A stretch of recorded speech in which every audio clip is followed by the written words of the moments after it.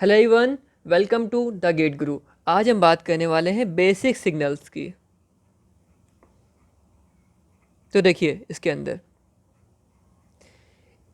Basically तीन type के signals आते हैं। पहला है आपका क्या,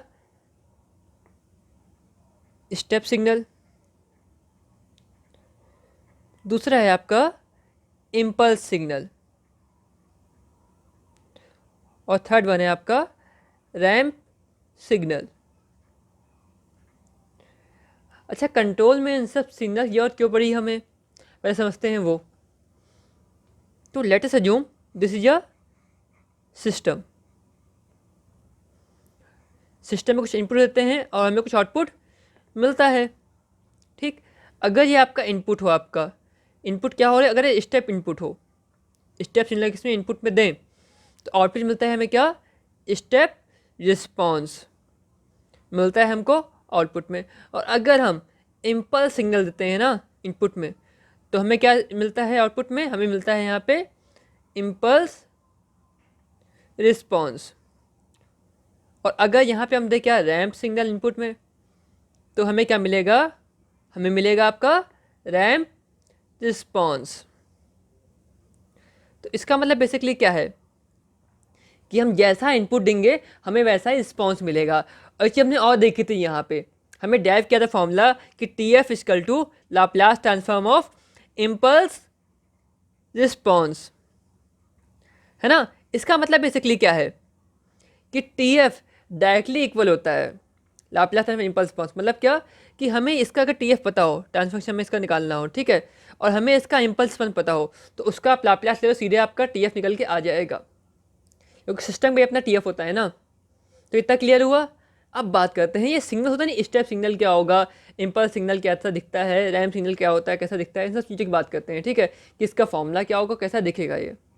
तो बात करते हैं पहले सिग्नल की, जो है आपका स्टेप सिग्नल। तो देखिए इसके अंदर ये दिखता कैसा है, ये कुछ ऐसा दिखता है। देखो, मतलब टी बराबर जीरो से इसकी वैल्यू हाई होनी शुरू होती है और एक कॉन्स्टेंट वैल्यू बनी रहती है आगे तक। ये वैल्यू होती है आपकी 1। इसे दिखाते हैं यू ऑफ टी से। यू टी लिखा है, इसका मतलब क्या है, ये यूनिट स्टेप सिग्नल है। यहाँ पे कुछ मल्टीप्लाई नहीं हुआ ना, मतलब 1 मल्टीप्लाई, इसका मतलब क्या है, यूनिट स्टेप सिग्नल।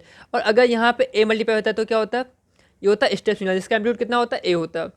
तो यहाँ पे 1 लिखा है, इसका मतलब क्या है, इसका एम्पलीट्यूड कितना होगा, 1 होगा यहाँ पे। क्लियर, ये है, कैसे दिखाते हैं, यू ऑफ टी से। क्लियर हो गया ना। अब देखो एक चीज़, यू टी कब डिफाइन होगा, T define only for T is greater than zero. T greater than zero किसकी वैल्यू कितनी है, 1 है। और जीरो कब है, T is less than zero के। देखो T is less than zero, मतलब जीरो से कम के लिए। देखो निगेटिव में यहाँ पे इसके लिए चाहे कुछ भी हो, टी के लिए कुछ भी हो, ठीक है, बस का एम्पलीट्यूड कितना है, जीरो है ना, तो वही T is less than zero के लिए। बट अगर टी बराबर जीरो पे देखें तो इसकी वैल्यू क्या होगी, बताओ। इसकी वैल्यू को कह पाती है जीरो पे, कठिन काम है, ठीक है, बहुत डिफिकल्ट चीज़ है। ठीक है, तो आइडियली बोलते हैं क्या है, इन डिफाइन है। आइडियली क्या है, ये इनडिफाइन है। बट एग्जाम में कभी कभी पूछ लेते हैं इसकी टी जीरो पे वैल्यू क्या होगी, और आपसे आपको ऑप्शन में इनडिफाइन नहीं देगा, तो वहाँ पे लिख के कितना होगा, वहाँ पे लिख के हो गया आप हाफ। ऐसा क्यों, क्योंकि यहाँ पे निकालने के लिए लेते हैं एवरेज वैल्यू। तो क्या लेंगे, 40 बराबर जीरो। कैसे निकालेंगे वैल्यू, देखो you zero minus plus zero plus divide by two. मतलब जीरो माइनस में वैल्यू क्या थी, जीरो से जस्ट पहले वैल्यू कितनी थी, तो जीरो यहाँ पे है ना, जीरो से जस्ट पहले यहाँ कितनी वैल्यू है, जीरो है। और जीरो के जस्ट बाद 0.001, तो हमने देखा कितनी वैल्यू होगी, 1 होगी ना। तो जीरो प्लस कितनी होगी, 1 होगी ना, डिवाइड बाई टू, निकल के आ गया, निकल के आ गया 1/2। दैट मीन्स के लिए कितनी होगी, 1/2 for t equal to zero के लिए। क्लियर है ना। अब बात करते हैं अगले सिग्नल की, जो है आपका इम्पल्स सिग्नल।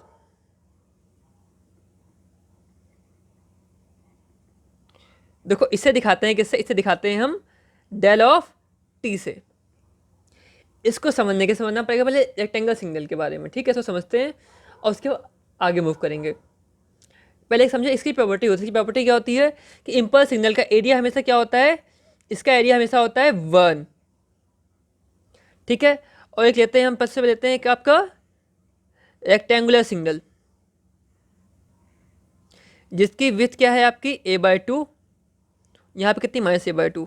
ये प्लस में होगी, निगेटिव में होगी ना, है ना, यहाँ जीरो होगा। तो इसकी विथ है कितनी, इसकी विथ है आपकी पूरी पूरी ए इसकी विथ है, और इसकी हाइट है 1/a, तभी इसका एरिया 1 निकल के आएगा ना, क्योंकि रेक्टेंगल सिग्नल का एरिया कितना होता है देखो, लेंथ इंटू ब्रेथ, या फिर मैं क्या बोलूँ, हाइट इंटू ब्रेथ बोल सकता हूँ ना मैं, ठीक है, हाइट इंटू विथ बोल सकता हूँ मैं यहाँ पे, ठीक है। अब देखो ये कितनी 1 है, इसका मतलब क्या है, जो इसकी विथ होगी ना वो क्या होगी 1/, लेंथ या फिर 1/ हाइट, जो भी मैं बोलना चाहूँ, इसको मैं लेंथ बोल चाहे हाइट बोलूँ, बात एक ही है, ये बेसिकली हाइट बोलूँगा यहाँ पे, तो क्या होगी ये, इट्स इक्वल टू 1/विथ, ठीक है।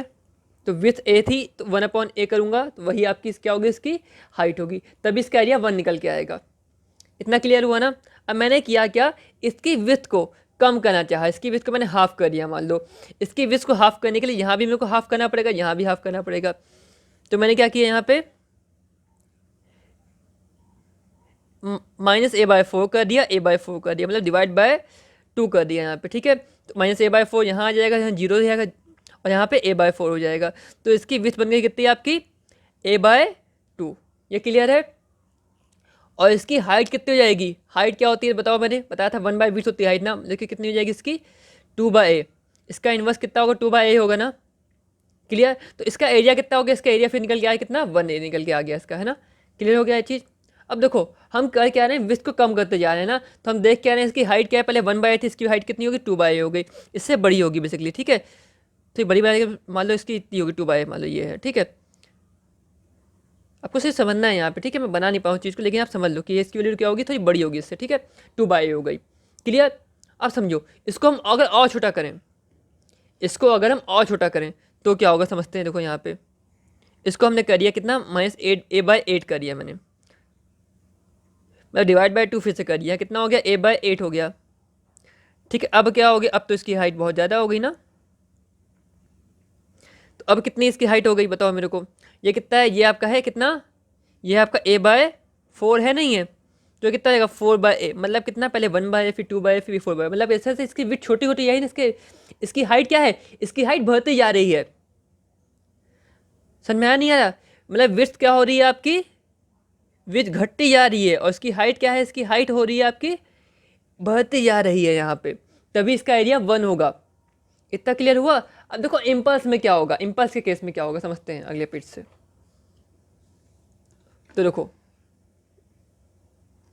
इम्पल्स के केस में देखो वैसे होता क्या है, इम्पल्स के केस में, सो फॉर इम्पल्स के लिए क्या होगा, लिमिट लगाएंगे a tends to 0, same diagram में क्या लेना है, a टेंस टू 0 लिमिट वहाँ पे लगा देंगे, तो देखो क्या बनेगा वहाँ पे, वहाँ डायग्राम कैसा था, वहाँ पे देखो लास्ट डायग्राम कैसे बनाया कैसा था हमने, यहाँ पे था आपका -a/8, यहाँ पे था आपका a/8, यहाँ पे था आपका 0, यहाँ पे कितना था आपका, ये पूरी कितनी बनी थी आपकी a/4, और ये बना था 4/a। इसमें रखो limit a tends to 0 for impulse, limit क्या होगी a टेंस टू 0 होगा, मतलब a की वैल्यू क्या होगी 0 की तरफ टेंस करेगी, इसका मतलब क्या है यहाँ पे देखो -0, यहाँ पे कितना +0, और यहाँ पे पीछे 0 है। अब -0 चाहे +0 चाहे कुछ भी हो, ठीक है, वो 0 ही तो है बेसिकली है, तो 0 पे बनेगा, और उसकी हाइट कितनी होगी 4/0 ना, 4/0 मतलब कितना इनफाइनाइट, उसकी हाइट कितनी होगी इनफाइनाइट होगी। इसका एरिया कितना होगा हमेशा, देखो इसका एरिया हमेशा देखा हमने क्या, यहाँ पे कितना एरिया इसका 1, तो यहाँ पे इसका एरिया कितना होगा 1 ही होगा, हमेशा रखना। इम्पल्स का एरिया क्या होता है हमेशा, इम्पल्स का एरिया क्या होता है 1 होता है, ठीक है, उसकी हाइट क्या होती है इनफाइनाइट, ठीक है, मतलब बहुत ज़्यादा इसकी हाइट होगी। अब समझते हैं इसका एग्जाम्पल क्या हो सकता है। इसका एग्जाम्पल बेसिकली होगा आपका लाइटनिंग, क्योंकि जो लाइटनिंग होती नहीं है वो बहुत ही शॉर्ट इंटरवल के, देखो बहुत ही शॉर्ट इंटरवल लाइटनिंग होती है ना, कुछ क्षण के लिए, कुछ मिली सेकेंड के लिए, कुछ माइक्रो सेकेंड के लिए बेसिक लाइटिंग होती है ना, और उसकी वैल्यू क्या होती है बहुत ज़्यादा होती है, तो क्या है एग्जाम्पल लाइटनिंग का, क्लियर। इम्पल्स का एग्जाम्पल क्या है लाइटनिंग। आगे मूव करते हैं अगले सिग्नल की ओर, तो अगला है आपका रैंप सिग्नल। यही 3 सिग्नल एग्जाम के लिए इंपॉर्टेंट है, और सबसे ज़्यादा इंपॉर्टेंट सिग्नल पता है कौन सा है, इम्पल्स। कंट्रोल सिस्टम से इंपॉर्टेंट सिग्नल कौन सा है आपका, इम्पल्स है। अब बात करते हैं रैंप सिग्नल। देखो रैंप में क्या होगा, रैंप को दिखाते हैं RT से, इसका फॉर्मूला होता है T U of T, clear. अब एक चीज़ यहाँ और समझो, यहाँ कहीं भी यूटी लिखा हो इसका मतलब क्या है, it is only defined for T is greater than zero. इसका मतलब क्या है कि it is only defined for T is greater than zero. ऐसा क्यों? क्योंकि यूटी होता नहीं है, इसकी वैल्यू कब डिफाइंड है, इसके लिए डिफाइंड है 1, किसके लिए, T is greater than zero के लिए। अर्थ इसके लिए कितनी है, जीरो है ना, अब इसकी वैल्यू है ना। सो यहाँ पर भी क्या है, इसकी value T is greater than zero के लिए डिफाइंड है। अदरवाइज के लिए कितनी है इसकी वैल्यू, अदरवाइज जीरो होगी। Clear. T is less than zero इसकी वैल्यू कितनी होगी, इसके लिए होगी आपकी जीरो। इसका मतलब डायग्राम हम यहाँ पे टी होगा, यहाँ पे होगा आपका टी, और T is greater than zero के लिए मतलब बेसिकली पॉजिटिव टी के लिए इसके लिए कितनी है टी। और देखो टी मतलब क्या है बेसिकली, इसका स्लोप कितना होगा। देखो एक होता है ना, भाई आपने एम एक्स पढ़ा होगा, पढ़ रखा है ना, वाई बराबर एम एक्स, और ये आर टी लिखा है। आर टी बेसिकली है क्या, देखो इसको थोड़ा सॉल्व करता हूँ मैं, इसको थोड़ा सॉल्व करता हूँ। आर टी का मैंने मान लिया, मान लो वाई। क्लियर।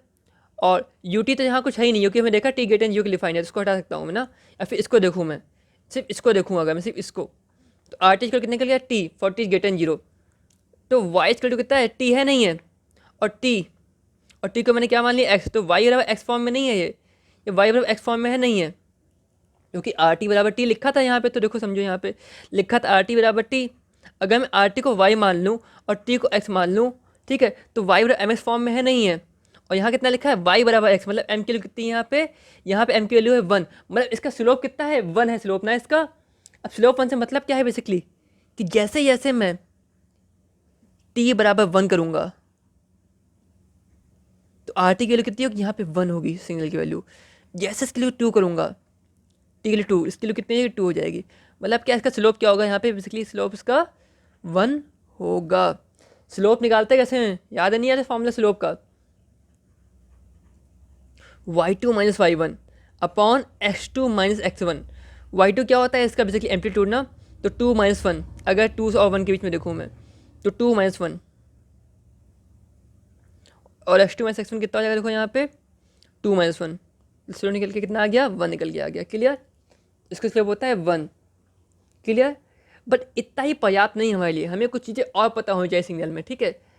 तो हमें लाप्लास ट्रांसफॉर्म पता होना चाहिए कि लाप्लास ट्रांसफॉर्म ऑफ यूटी कितना होता है, बताया था मैंने आपको पहले भी। क्या होता है, ये होता है 1/s। लाप्लास ट्रांसफॉर्म ऑफ डेल्टी कितना होता है आपका, ये होता है, इसके लिए होती है आपकी 1। Laplace transform of T U T, या फिर बोलूँ मैं क्या, इसको बोल सकता हूँ मैं क्या, आपका Laplace transform of R T, क्योंकि रैम सिग्नल को ही टी यू टी लिखते हैं ना। तो इसका फॉर्मूला कितना होता है, 1/s²। ये फॉर्मूला कैसे निकल के आता है ना, आपको डाउट होगा यहाँ पे, तो देखो ये फॉर्मूला पढ़ा था हमने, लाप्लास ट्रांसफॉर्म ऑफ टी की पावर एन यू टी का फॉर्मूला क्या होता है इसका, फैक्टोरियल एन अपॉन एस की पावर एन प्लस 1। तो एन बराबर कितना होगा यहाँ पे 1 पुट करो इस फॉर्मूले में, तभी तो टी यू टी निकल के आएगा एन बाय 1 पुट करने पे।